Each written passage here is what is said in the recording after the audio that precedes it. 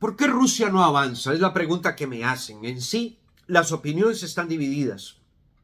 Muchos piensan que Rusia está perdiendo la guerra, otros a su vez piensan que es Ucrania la que está perdiendo la guerra. En fin, aquí las opiniones están divididas. Todo esto dentro de un marco de lo que pudiese ser la contraofensiva ucraniana, que tiene conceptos propios que nos van desarrollando una cantidad de acciones a seguir. Primero que todo, y considero que esto fue un error, el anunciar durante meses enteros de que se iba a llevar una contraofensiva. Contraofensiva que de qué, de cómo, por dónde, a dónde, de qué manera, de cómo iba a ser y por dónde iba a ser. Esto es lo que vimos a través de meses en lo que pudiésemos llamar la precontraofensiva. Y para mí obviamente fue un gran error. Aparte de todo, le dijimos a Rusia, espérate un momentico que vamos a armar a los ucranianos, deja que lleguen las armas para poderte atacar. Bien, aquí viene un concepto propio de la contraofensiva. Lo segundo es que no estamos viendo informaciones reales. Ningún parte realmente nos da una fuerza para decir esto es lo que está sucediendo en el campo de batalla de manera exacta. Por lo consiguiente, lo que tenemos es una desinformación y a lo mejor o mucho pudiese ser una información parcial de lo que está sucediendo. Ni Rusia ni Ucrania nos están dando la información real. Tanto un país como el otro nos envían un montón de burbujas que no son reales realmente.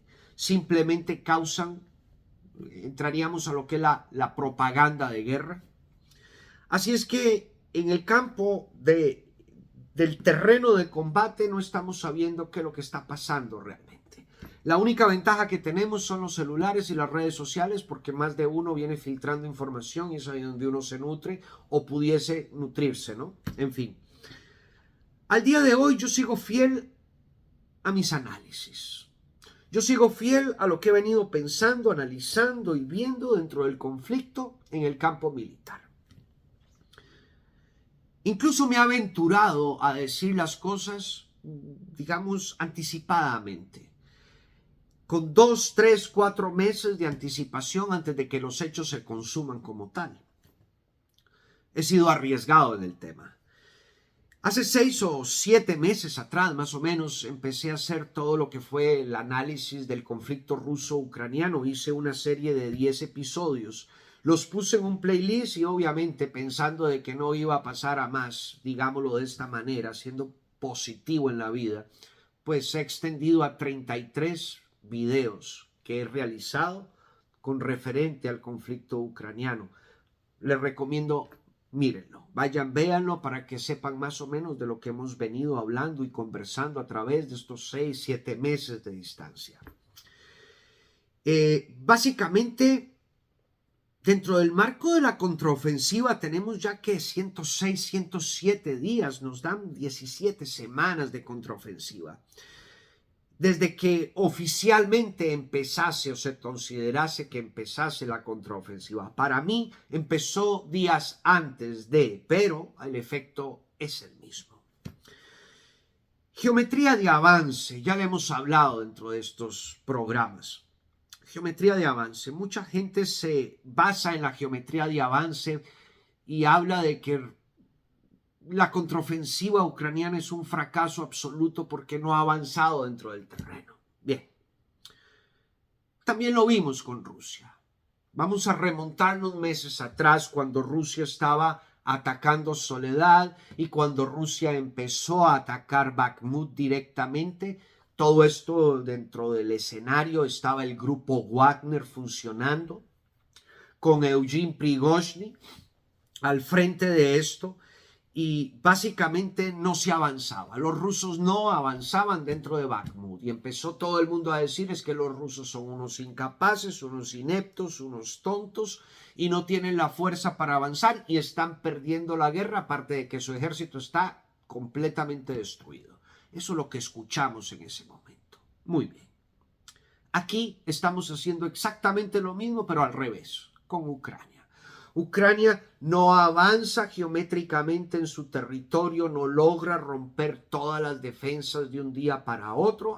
Entonces Ucrania está perdiendo la guerra y la contraofensiva es todo un fracaso. Bien, vamos ahora a la inversa. Los rusos, con Wagner al frente, tomaron la ciudad de Bakhmut en un momento determinado. La pregunta a seguir es, ¿ganaron la guerra? No, no la ganaron. ¿Perdieron la guerra tomando Bakhmut? No, tampoco. ¿Los ucranianos perdieron la guerra cuando Bakhmut cayó en manos de los rusos y del grupo Wagner? No, no perdió la guerra Ucrania. Bien, vámonos meses después. Advitka cayó en manos recuperadas de los ucranianos. ¿Ucrania ganó la guerra? No, no ha ganado la guerra. ¿Perdió Ucrania la guerra? No, no ha perdido la guerra. Entonces, ¿qué nos indica esto?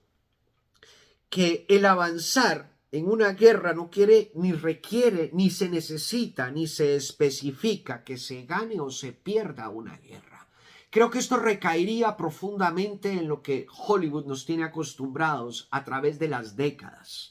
Y de aquellos que realmente no conocen lo que es en sí, primero el arte militar, ni lo que es estar en un conflicto de guerra completamente.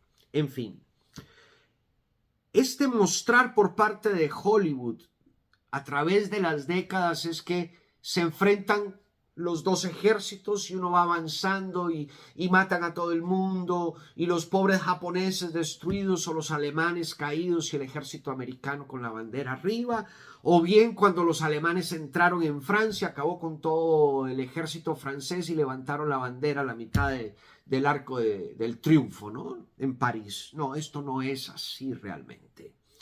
El avanzar no quiere decir que ganas. Y el avanzar o no avanzar no quiere decir que estás perdiendo.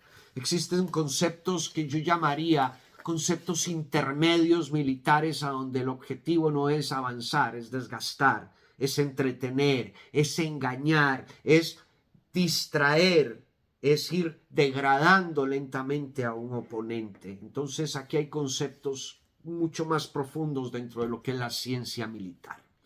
Varios conceptos de esta geometría de avance vendrían a recaer en lo que Estados Unidos nos ha acostumbrado a través de mucho tiempo también.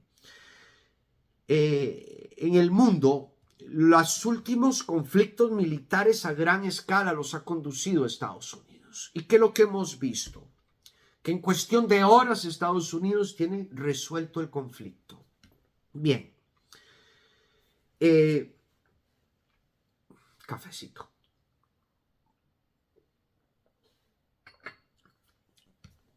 Lo hemos visto a través de la guerra en Irak, la invasión, la guerra 1 y la 2. Lo vimos en Afganistán. Lo vimos en la operación Urgent 40 en Granada. Lo vimos en la invasión a Panamá, a la caída de Noriega, del general Noriega. Lo vimos en Yugoslavia, aunque Yugoslavia tenía conceptos un poco diferentes, porque primero era un ejército mucho más fuerte, más sólido. Y segundo fue la OTAN la que entró en sí dentro de toda esta coalición. Pero no tienen las características de lo que estamos viendo en Ucrania hoy día. Rusia, por su parte, hizo lo mismo, ¿saben? Rusia básicamente enderezó el conflicto cuando entró en Siria y le dio la vuelta al conflicto completo en cuestión de 2 meses. Y su ejército no entró de lleno completamente. Lo que hizo el ejército ruso como potencia militar fue enviar diferentes unidades y mandarlas por el frente. Y esto sencillamente lo que hizo fue voltear el concepto. O sea que lo que estamos viendo hoy día en Ucrania es otro escenario militar completamente diferente. Estrategia diferencial de defensa vendría a ser el tercer punto a analizar. Esto fue creado por Julio César, empleado en la Germania. O sea, cada 10 metros ellos tenían una línea defensiva. A raíz de este anuncio de la contraofensiva ucraniana, le dio tiempo a los rusos para venir a crear toda una red de campos minados tanto minas personales como anticarro, de trincheras fantasmas, incluso que hay cazabobos adentro, o sea, trampas cazabobos, los booby traps.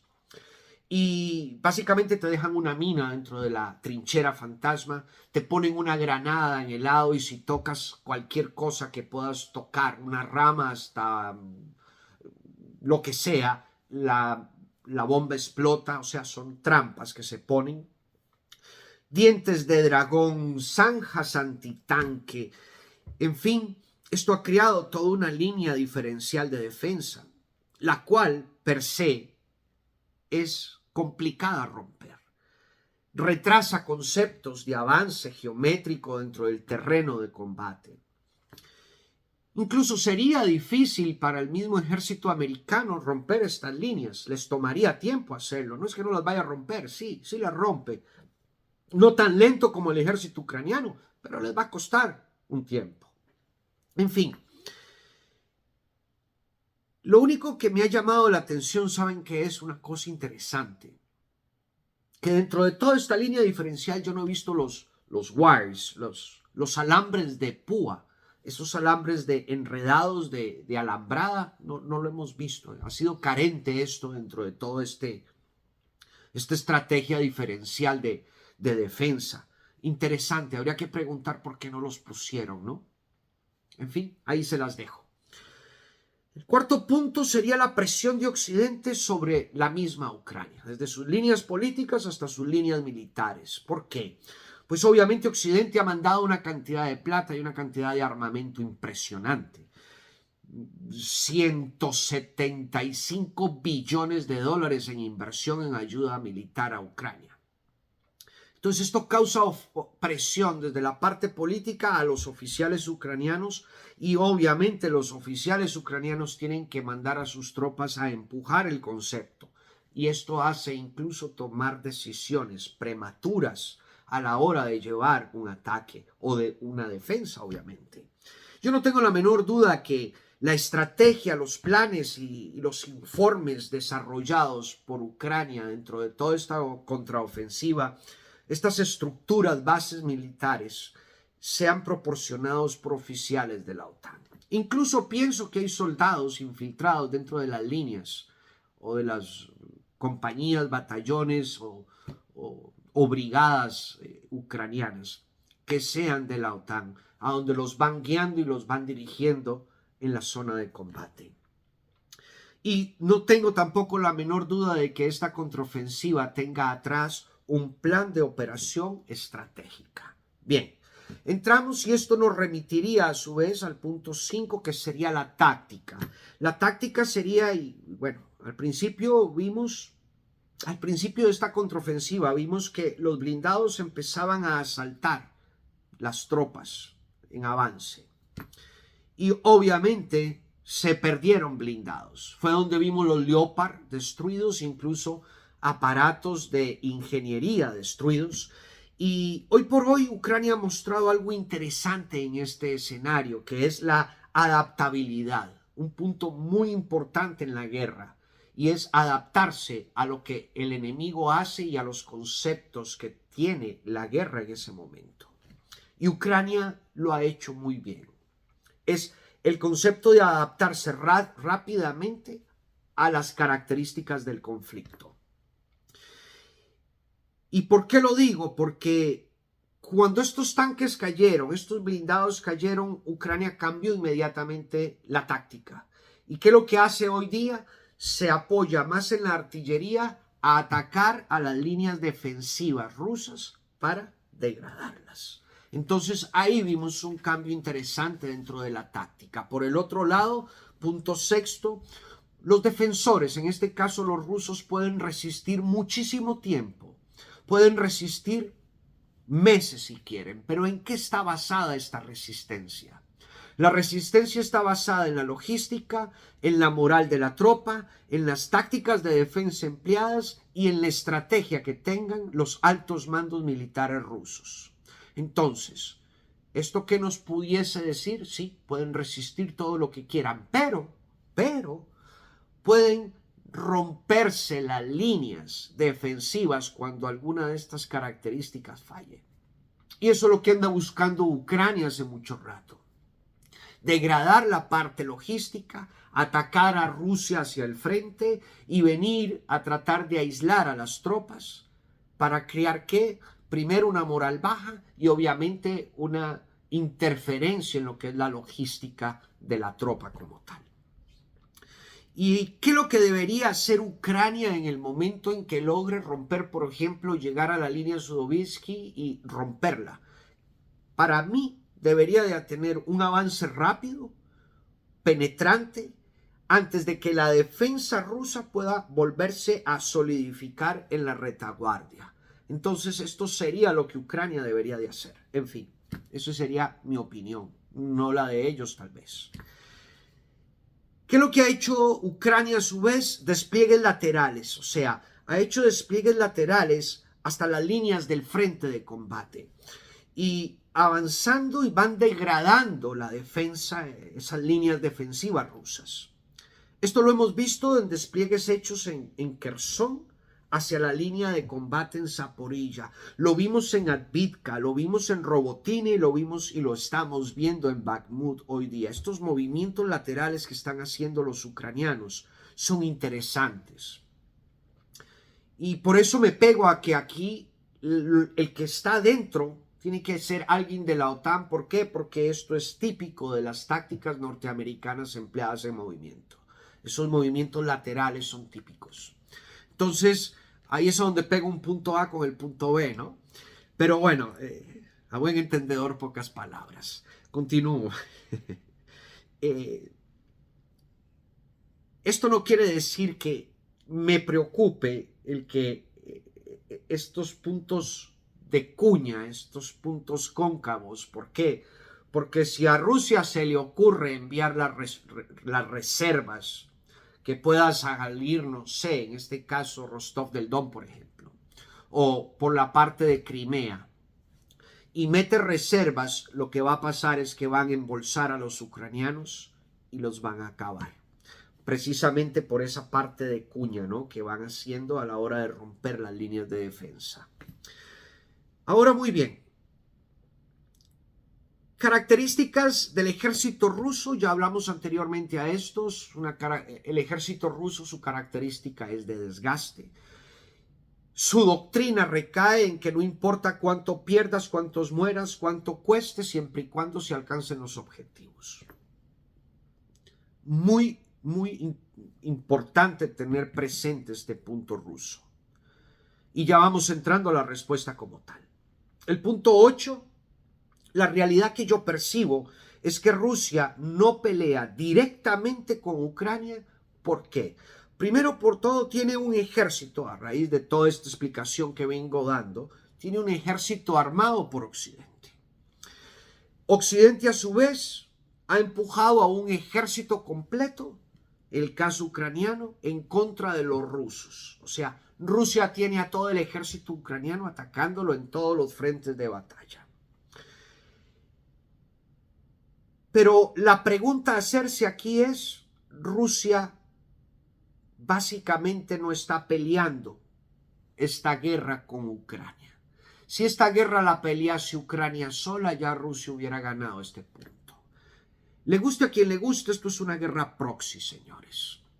Es algo así como que el vecino de la calle del frente, que es otro barrio, se enoja con mi vecino. Y empiezan a tirarse piedras, pero yo vengo y le mando más piedras a mi vecino para que le tire al vecino del barrio de allá. Resulta que el vecino del barrio de allá viene y le corta la luz y le corta el agua, pero yo cojo una extensión eléctrica, se la doy a mi vecino y cojo una manguera con agua y se la paso a mi vecino para abastecerlo de agua y electricidad. Y le sigo dando más piedras. Entonces yo soy parte de ese conflicto. Aquí vemos exactamente el proceso. La OTAN completa, Estados Unidos como líder de la OTAN, apoyando a una Ucrania. Una guerra proxy. Le guste a quien le guste. ¿Y qué es lo que percibe Rusia en este concepto? La primera pregunta que yo creo que los rusos se han hecho es, ¿quién nos garantiza a nosotros, a usted, a mí, a los rusos o a toda Europa de que este conflicto no sea grande? ¿Quién nos garantiza que la OTAN no vaya a entrar en un momento determinado? ¿Quién nos garantiza que el conflicto no tenga una escalada más allá de? Fíjense qué sencillo. Una bomba mal calibrada, una bomba mal calculada que caiga en territorio de la OTAN es la suficiente excusa como la suficiente chispa para poder empezar un conflicto total entre la OTAN y Rusia. Los mismos ucranianos, con todas las armas que le hemos dado, cogen un misil Charo, se ponen pegadito lo más que puedan a las líneas ucranianas, tiran el misilazo, cayó en Polonia, en Estonia o en cualquier parte de la OTAN, y la OTAN lo toma como un ataque directo ruso. Y ya estamos en un conflicto escalado. Yo creo que estos puntos Rusia lo ha calculado bien. Y esto lo ha calculado Rusia muy bien desde el inicio de este conflicto. Y es por eso que no pone toda la carne al asador. No tira todo su ejército por el frente. ¿Por qué? Porque en el momento en que lo tire puede degradarse, perder fuerza, no tener equipo para defenderse, no tener equipo para enfrentar a la OTAN, ni tener mucho menos personal para enfrentar a la OTAN.